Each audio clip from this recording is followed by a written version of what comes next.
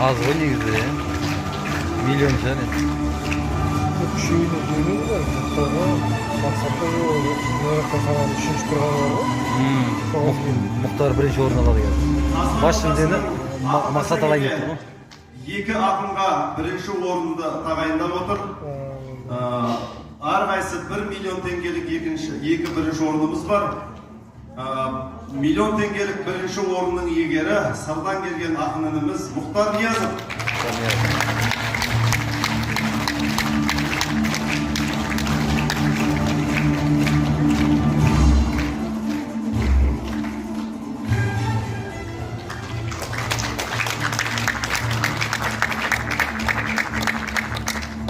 Дәл осындай миллион теңгелік бірінші орынның иегері қарағандылық ақын Мақсат Ақанов.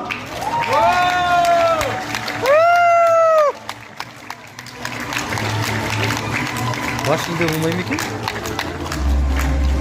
Сізге беремеді ғой, анаған бермеді ғой.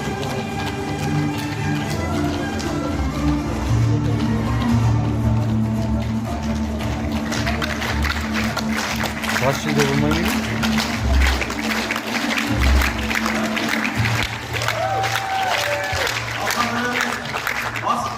$1,5 миллион теңгелік жүлде. Бас бәйгенің иесін марапаттау үшін мен сахна төрінде осы Жамбыл ауданының әкімі Азамат Бауыржанұлын ортаға шақырамын.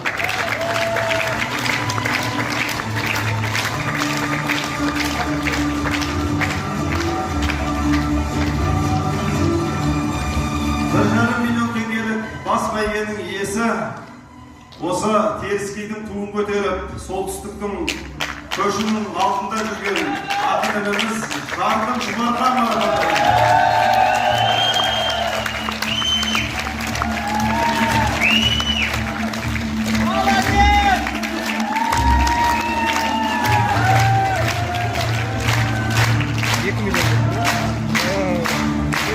Жеп қалдыңыз.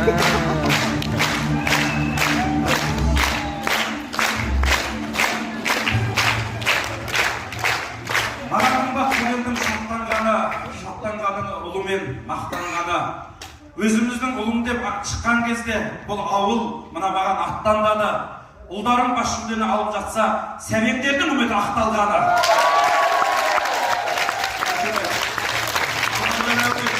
Барша ақындардың атынан, келген қонақтардың атынан Сәбеңнің 125 жылдық мерейтойын биік деңгейде өткізген, ұйымдастыра білген Әуес Құлсатұлы бастаған облыс басшылығына, Азамат Бауыржанұлы бастаған аудан басшылығына, осы өнердің, мәдениеттің төрінде жүрген барша азаматтарға рахмет, ризашылығымызды білдіреміз.